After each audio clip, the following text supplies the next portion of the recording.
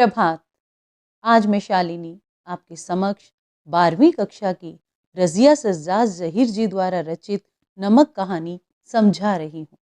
यह कहानी भारत पाकिस्तान विभाजन के बाद सरहद के दोनों तरफ के विस्थापित पुनर्वासित जनों के दिलों को टटोलती हुई एक मार्मिक कहानी है। दिलों को टटोलने की इस कोशिश में अपने पराए देश परदेश की कई प्रचलित धारणाओं पर सवाल खड़े किए गए हैं।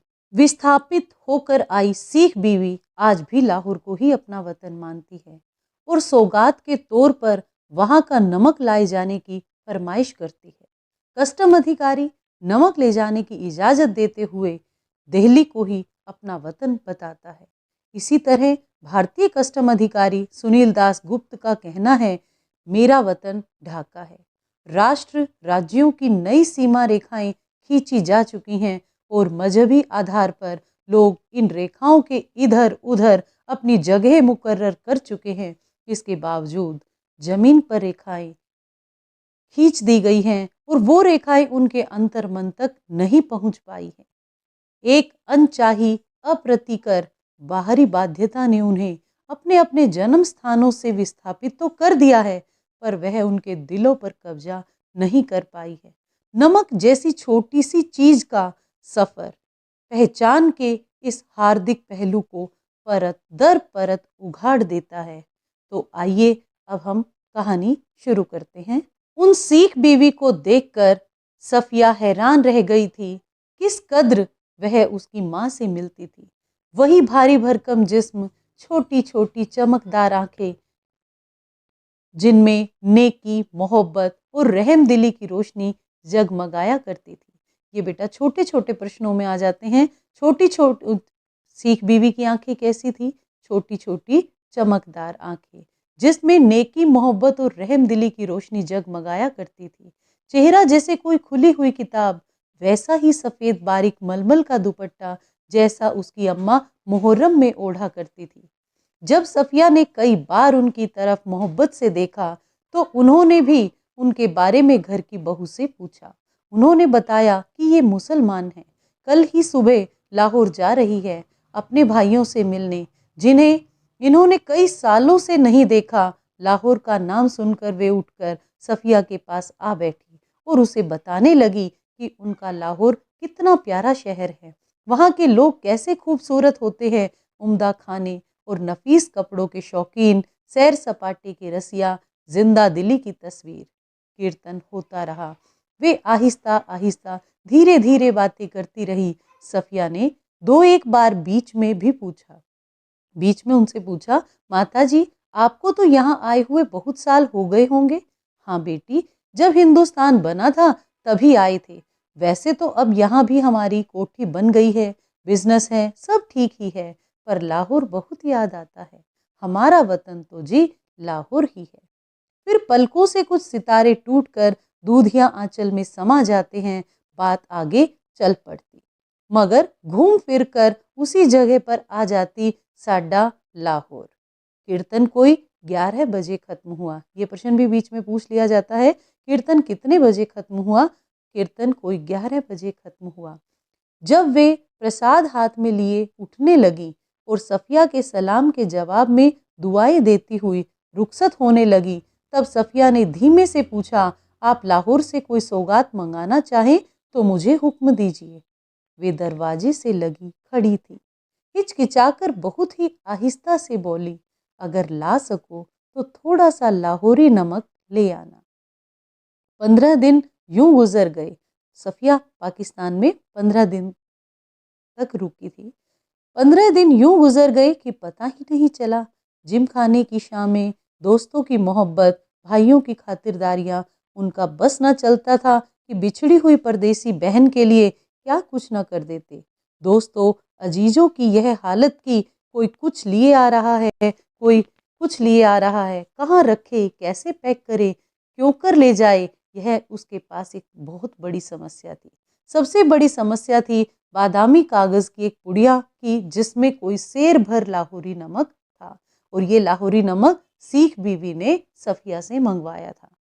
सफिया का भाई एक बहुत बड़ा पुलिस अफसर था। उसने सोचा कि वह ठीक राय दे सकेगा। चुपके से पूछने लगी, क्यों भैया, नमक ले जा सकते हैं? वह हैरान होकर बोला, नमक? नमक तो नहीं ले जा सकते, गैर कानूनी है। और आप इसका नमक का क्या करेंगी? आप लोगों के हिस्से में तो हमसे बहुत ज्यादा नमक आया है। वह झुंझला गई। मैं हिस्से बखेरे की बात नहीं कर रही हूँ, आया होगा। मुझे तो लाहौरी नमक ही चाहिए, मेरी माँ ने यही मंगवाया है। अब यह सुनकर सफिया का भाई हैरान हो गया, क्योंकि की माँ सफिया की माँ को मरे हुए तो बहुत समय हो गया था। भाई की समझ में कुछ नहीं आया, माँ का क्यों जिक्र था, वे तो बंटवारे से पहले ही मर चुकी थी। जरा नरमी से समझाने के अंदाज में बोला, देखिए बाजी, आपको कस्टम से गुजरना होगा, और अगर एक भी ऐसी वैसी चीज निकल आई, आपके सामान की चिंदी चिंदी बिखेर बिखेर कर रख देंगे कस्टम वाले, कानून जो ठहरा। वह बिगड़ कर बोली, निकल आने का क्या मतलब, मैं क्या चोरी से ले जाऊंगी या छिपा कर ले जाऊंगी? मैं तो दिखा के जता के लेकर जाऊंगी। भाई यह तो आप बहुत ही गलत करेंगी, कानून जो ठहरा। अरे फिर वही कानून कानून कहे जाते हो, क्या सब कानून हुकूमत के ही होते हैं? प्यार मोहब्बत मुरव्वत आदमियत इंसानियत के नहीं होते? आखिर कस्टम वाले भी इंसान ही हैं, कोई मशीन तो नहीं होते।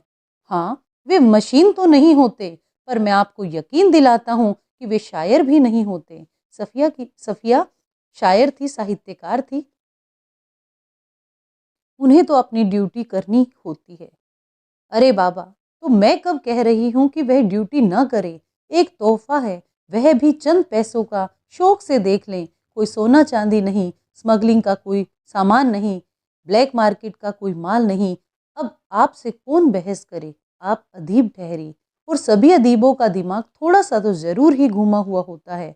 वैसे मैं आपको बताए देता हूँ कि आप ले नहीं जा पाएंगी, और बदनामी मुफ्त में हम सब की भी होगी। आखिर आप कस्टम वालों को जानती ही कितना है? उसने गुस्से में जवाब दिया, कस्टम वालों को जाने या ना जाने, पर हम इंसानों को थोड़ा बहुत जरूर जानते हैं। और रही दिमाग की बात, सो अगर सभी लोगों का दिमाग हम अदीबों की तरह, अदीब मतलब साहित्यकार, अदीबों की तरह घुमा हुआ होता, तो यह दुनिया कुछ बेहतर ही जगह हो जाती भैया। मारे गुस्से के उसकी आंखों से आंसू बहने लगे थे। उसका भाई सिर हिलाकर चुप हो गया। अगले रोज 2 बजे दिन को उसे रवाना होना था। भारत के लिए उसे रवाना होना था। सुबह के लिए बहुत व्यस्त कार्यक्रम बन चुका था, इसलिए उसे सारी पैकिंग रात को ही करनी थी।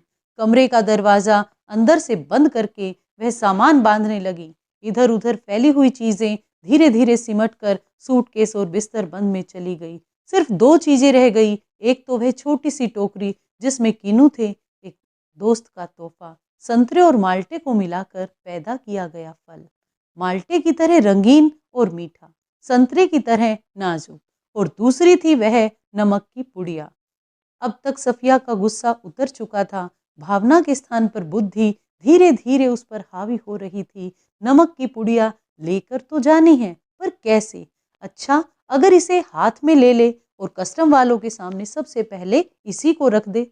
लेकिन अगर कस्टम वालों ने न जाने दिया, सफिया के मन में ये द्वंद्व चल रहा है कि अगर कस्टम वालों ने उसे न जाने दिया तो यह मजबूरी है, कहकर छोड़ देंगे। लेकिन फिर उस वायदे का क्या होगा जो हमने अपनी माँ से किया था?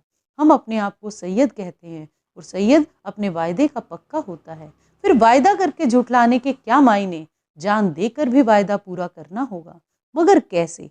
अच्छा, अगर इसे किनुओं की टोकरी में सबसे नीचे रख लिया जाए तो? इतने किनुओं के ढेर में भला कौन इसे देखेगा? और अगर देख लिया?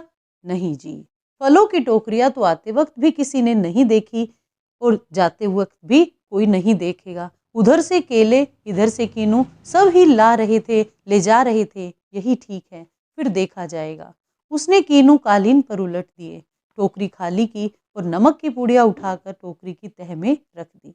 एक बार झांक कर उसने पुड़िया को देखा, और उसे ऐसा महसूस हुआ मानो उसने अपने किसी प्यारे की किसी प्यारे को कब्र की गहराइयों में उतार दिया हो।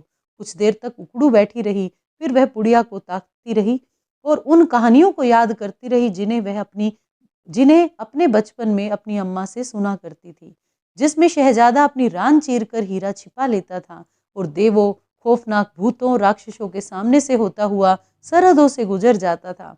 इस जमाने में भी ऐसी ही कोई तरकीब हो सकती तो वह अपना दिल चीरकर उसमें नमक छिपाकर ले जाती। उसने एक आह भरी, फिर वह कीनुओं को एक एक करके टोकरी में रखने लगी, पुड़िया के इधर उधर, आसपास और फिर ऊपर, यहाँ तक कि वह बिल्कुल छिप गई। आश्वस्त होकर उसने हाथ झाड़े, सूटकेस पलंग के नीचे खिसकाया, टोकरी उठाकर पलंग के सिरहाने रखी और लेटकर दोहर ओढ़ ली। रात को तकरीबन 1:30 बजे थे। मार्च की सुहानी हवा खिड़की की जाली से आ रही थी। बाहर चांदनी साफ और ठंडी थी। खिड़की के करीब लगा चंपा का एक घना दरखत था। बाकी की कहानी मैं आपको इसके दूसरे भाग में समझाऊंगी। धन्यवाद।